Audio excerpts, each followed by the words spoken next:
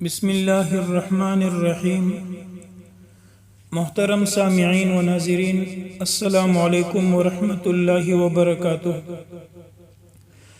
آج کی نشست میں نمازی جنازے کے طریقے کے متعلق بات کریں گے، جن کا جاننا ہر مسلمان کے لیے ضروری ہے۔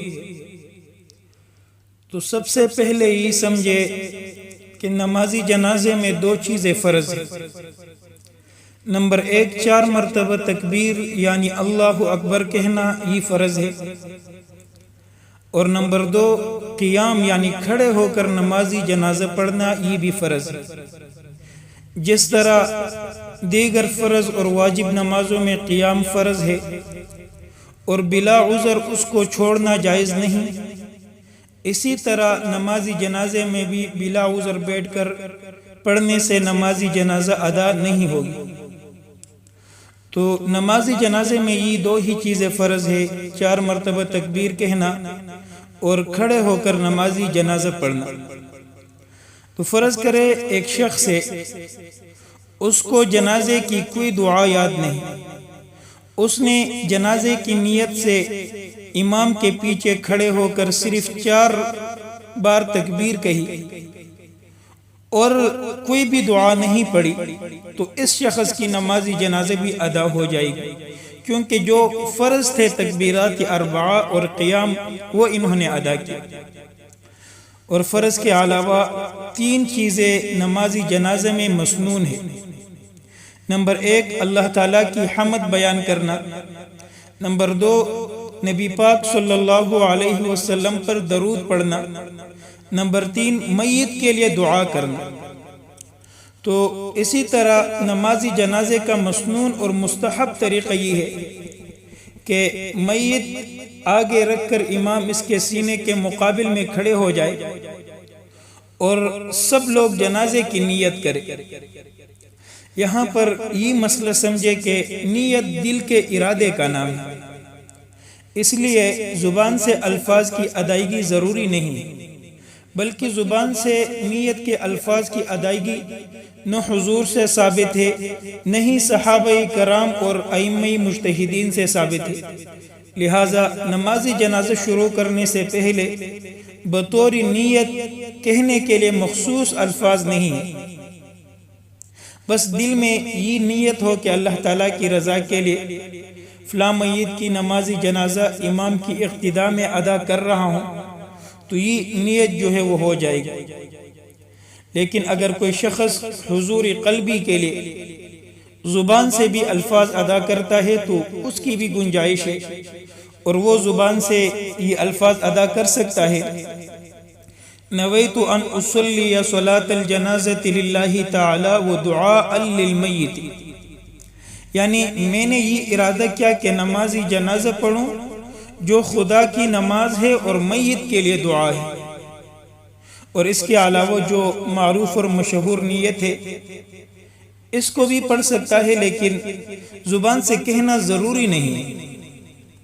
تو نیت کر کے دونوں ہاتھ تکبیر تحریمہ کے مثل کانوں تک اٹھائے اور 1 مرتبہ اللہ اکبر کہے اور دونوں ہاتھوں کو ناف کے نیچے باندھ لے، اور اس کے بعد یہ پڑھے سبحانک اللہم وبحمدک وتبارک اسمک وتعالی جدک وجل ثناؤک ولا الہ غیرک۔ اب اس میں اگر یہ جو وجل ثناؤک یہ لفظ کسی کو نہیں آتا تو یہ کوئی ضروری نہیں ہے، نماز کے اندر جو ثنا پڑھی جاتی ہے وہ بھی پڑھ سکتا ہے بندہ، سبحانک اللہم وبحمدک وتبارک اسمک وتعالی جدک ولا الہ غیرک، تو یہ پڑھے اور اس کے بعد پھر ایک بار اللہ اکبر کہے، مگر اس مرتبہ ہاتھ نہ اٹھائے، اور اس کے بعد پھر درود شریف پڑھے، اور بہتر یہ ہے کہ وہی درود شریف پڑھا جائے جو نماز میں پڑھا جاتا ہے۔ اللہم صلی علی محمد وعلی آل محمد کما صلیت علی ابراہیم وعلی آل ابراہیم انک حمید مجید اللہم بارک علی محمد وعلی آل محمد کما بارکت علی ابراہیم وعلی آل ابراہیم انک حمید مجید۔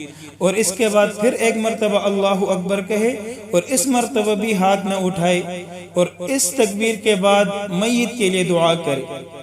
اب اگر وہ میت بالغ ہو، خواہ مرد ہو یا عورت، تو پھر یہ دعا پڑھے، اللہم اغفر لحینا ومیتنا وشاہدنا وغائبنا وصغیرنا وکبیرنا وذکرنا وانثانا، اللہم من احییتہ منا فاحیہ علی الاسلام ومن توفیتہ منا فتوفہ علی الایمان۔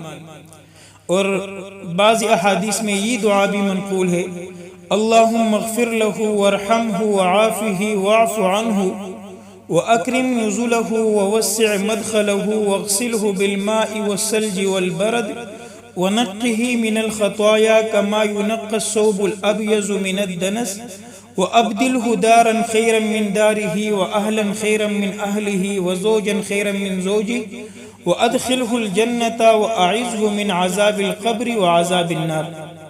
تو یہ دعا بھی پڑھ سکتا ہے اور یہ بھی کر سکتا ہے کہ دونوں دعاؤں کو ملا کر یہ پڑھ لے۔ اور اس کے علاوہ احادیث میں اور بہت سارے دعائیں منقول ہیں، تو ان دعاؤں میں سے بھی کوئی دعا پڑھ سکتا ہے۔ اور اگر میت نابالغ لڑکا ہو تو پھر یہ دعا پڑھے، اللہم اجعلہ لنا فرطا واجعلہ لنا اجرا وزخرا واجعلہ لنا شافعا ومشفعا۔ اور اگر میت نابالغ لڑکی ہو تو پھر یہ دعا پڑھے، اللہم اجعلہا لنا فرطا واجعلہا لنا اجرا وزخرا واجعلہا لنا شافعتا ومشفعا۔ جب یہ دعا پڑھ چکے تو اس کے بعد ایک مرتبہ اللہ اکبر کہیں اور اس مرتبہ بھی ہاتھ نہ اٹھائے، اور اس تکبیر کے بعد سلام پھیر دے جس طرح نماز میں سلام پھیرتے ہیں۔ تو یہ نمازی جنازے کا مکمل طریقہ ہے۔ اب اس کے متعلق چند اہم مسائل ہیں، آپ ان کو سمجھے۔ پہلی بات یہ کہ جماعت اس نماز میں شرط نہیں ہے، نمازی جنازے میں جماعت شرط نہیں ہے۔ اگر ایک شخص بھی جنازے کی نماز پڑھ لے تو فرض ادا ہو جائے گی، خواہ وہ نماز پڑھنے والا مرد ہو یا عورت ہو، بالغ ہو یا نابالغ ہو۔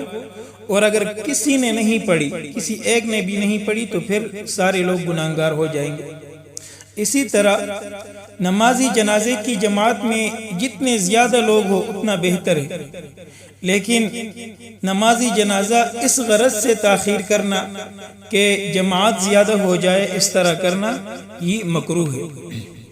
اسی طرح اگر کسی کو نمازی جنازے کی دعا یاد نہ ہو، جیسے ابھی کہا گیا، تو صرف اللہم اغفر للمؤمنین والمؤمنات یہ پڑھ لے، یہ کافی ہو جائے گا۔ اللہم اغفر للمؤمنین والمؤمنات، جہاں تیسرے تکبیر کے بعد دعا پڑھی جاتی ہے میت کے لیے، تو اگر کسی کو وہ دعا یاد نہیں تو اس کی جگہ یہ بھی پڑھ سکتا ہے، اللہم اغفر للمؤمنین والمؤمنات۔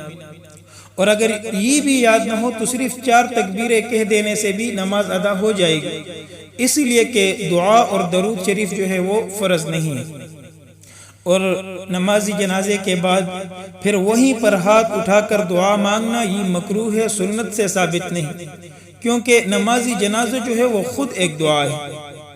اور نمازی جنازہ امام اور مقتدی دونوں کے حق میں یکساں ہے، صرف فرق اتنا ہے کہ امام تکبیر اور سلام بلند آواز سے کہے گا اور مقتدی آہستہ آواز سے۔